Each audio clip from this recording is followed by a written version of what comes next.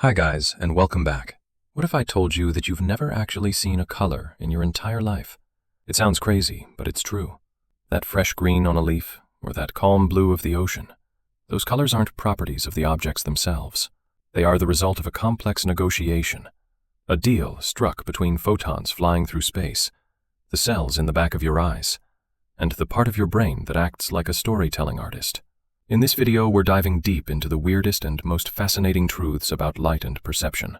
We're talking about the ideas that keep physicists and philosophers up at night.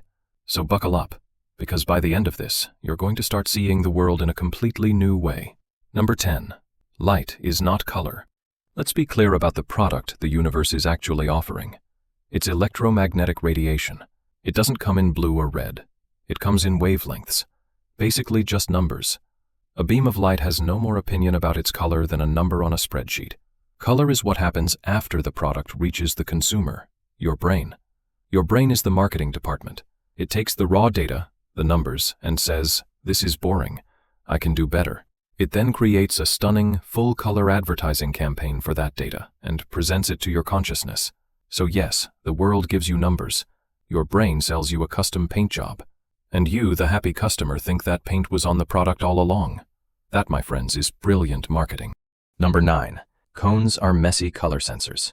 You know how your TV screen creates millions of colors from just 3 pixel types? Red, green, and blue. Your eye works on a similar principle, but it's way less precise. You have 3 types of color-detecting cone cells, and each one is sensitive to a broad, messy range of light wavelengths. Crucially, these sensitivity ranges overlap a lot. Because of this, your eye isn't capturing the full high-resolution spectrum of light from an object. Instead, it's just taking 3 simple measurements, the total reddish, greenish, and bluish signal strengths. This means that 2 objects with completely different light signatures can happen to produce the exact same 3 signals in your eye, making them look identical in color. Your eye isn't a high-fidelity spectrometer. It's a low-res digital camera that's great at saving energy. Number 8. Metamerism. Color twins exist. You know that frustrating experience when you buy something in a store because the color is a perfect match, but the second you get it home, it looks totally different? Well, there's a name for that: metamerism. It means that 2 colors can be perfect imposters of each other. They are physically different, their light fingerprints are not the same at all, but they manage to produce the exact same signal in your eye's 3 cone channels. And because your brain only ever sees that simplified signal, it can't tell them apart. It declares them a match. That is, until you change the lighting and their cover is blown. It's a world of color doppelgangers out there. Even your houseplants might be enjoying a completely fake sunset. Number 7. Color constancy. Your brain cheats. Your brain has a powerful built-in autocorrect feature for color. It's called color constancy. It's the reason your white t-shirt still looks white under the yellowish sun, under bluish office lights, or even next to your roommate's weird lava lamp. Your brain is constantly analyzing the ambient light in a scene, and then digitally subtracting that color cast from everything you see. It's an incredibly useful trick for keeping the world stable. Without it, your banana would look a different color every time you moved it. But here's the catch. Like any autocorrect, it sometimes makes wild, spectacular mistakes. This is exactly what happened with the dress that broke the internet. The lighting in the photo was so ambiguous that people's brains made different autocorrections. It's the perfect reminder that your brain is just a color accountant, and when the receipts are a mess, the final balance sheet can be wildly different. Number 6. Rods, cones, and the night lie. Think of your retina as having 2 different work crews, a day shift and a night shift. The day shift is your cone cells. They're the color specialists, the detail-oriented artists. But when the lights get low, they clock out. That's when the night shift takes over. These are your rod cells. They are fantastic at their job, which is detecting motion and shapes in low light. But one thing they are not good at is color. So your world fades to a black and white movie. But here's the twist. Your brain, the boss, sometimes sees this colorless report and decides to improvise. It will patch in color based on memory or context, essentially painting in details that your eyes aren't actually reporting. So if you're certain you saw a flash of emerald green in the dark, it might just be your brain's artistic department freelancing on the night shift. Number 5. Opponent processing. Your brain hates gray areas. So how does your brain decide between red and green? It's not just a simple measurement, it's a constant game of tug-of-war. Think of your visual system as having channels where opposite colors are pitted against each other. Red versus green, blue versus yellow, and light versus dark. If the red team pulls harder, you see red. If the green team pulls harder, you see green. This is exactly why afterimages happen. If you stare at a green square for 30 seconds, the green team on the rope gets exhausted. Then when you look at a blank white wall, the well-rested red team gives a mighty pull and wins easily for a few moments. That's the ghostly red or magenta square you see. It's the sequel to a very tiring drama. Number 4. Language and color. Your words shape what you see. So do people who have just one word for both blue and green actually see the world differently? The short answer is yes, in a subtle but important way. Think of the color spectrum as a vast, seamless landscape. The language you speak gives you a map of that landscape, complete with borders drawn on it.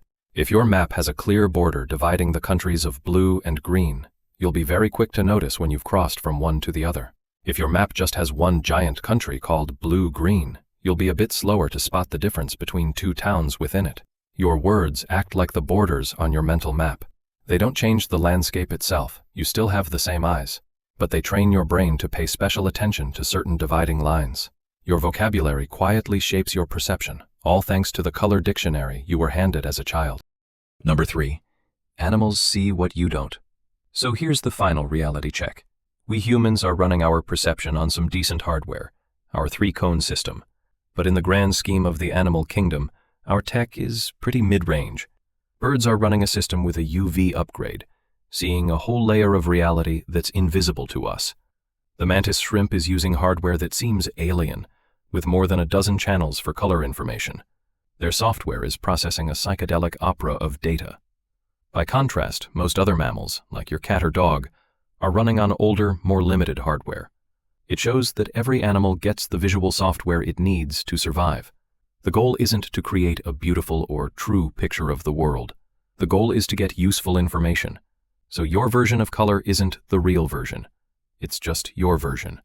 And nature has absolutely no obligation to make it match anyone else's. Number 2. Structural color. No pigment, just geometry.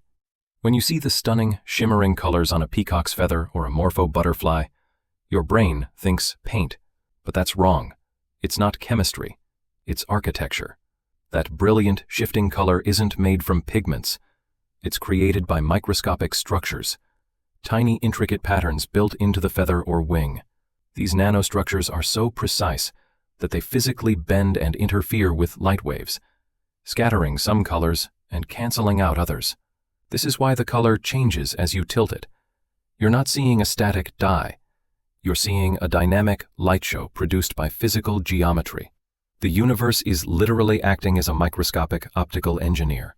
Your phone screen can imitate this iridescence, but it can't replicate the delicate physical choreography. It's a reminder that some of the most vibrant colors in nature are built, not painted. Number 1. Color isn't real. It's a brain product. All right, it's time to put the final frame on this picture. The headline is this: color doesn't exist out there. It exists in here.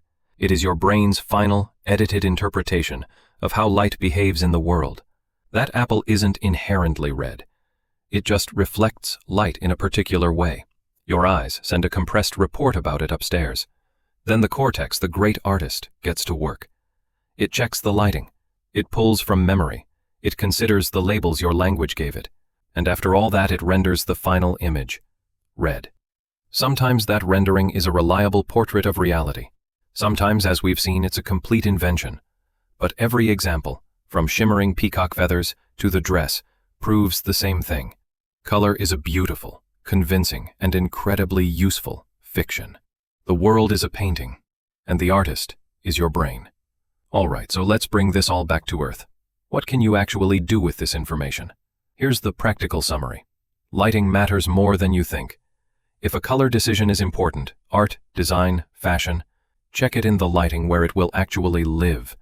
You'll save yourself a lot of frustration. Next, when colors match in one light but not another, you're not seeing things. You're experiencing metamerism. Your eyes are taking a shortcut. Also, treat every photo on your screen with a healthy dose of suspicion. They're not reality. They're a translation of reality, and details definitely get lost in translation. This also gives you a free pass to never argue about optical illusions like the dress again. You're not arguing about reality. You're just comparing the different assumptions your brains made. And finally, remember that our rich, colorful world is just our version. Respect the fact that a bird on a branch is seeing a layer of reality that is completely hidden from you. If you enjoyed having your color realism gently dismantled, I'd really appreciate a thumbs up. That's all for today.